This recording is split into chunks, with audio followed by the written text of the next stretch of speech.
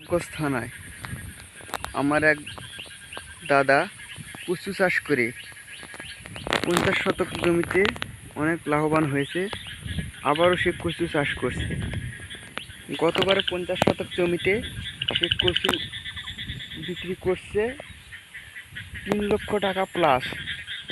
আবারও সে এবার 90 শতক জমিতে কচু চাষ করছে।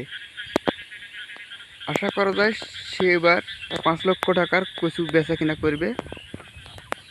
কচুর ফলনও মোটামুটি ভালো আসছে। কচুর গাছও অনেক সুন্দর আছে। গতবারে যেরকম ছিল ওই রকমই। গতবারে একটু নিচু জমিতে দিয়েছে, এবার একটু উঁচু জমিতে দিয়েছে।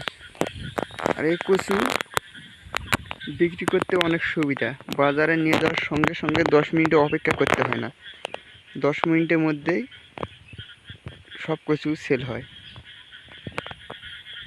আপনারা সকলে দেখেন, এইটা ক্ষেত আছে, আরও একটা ক্ষেত আছে তার, শুধু কচুই চাষ করছে।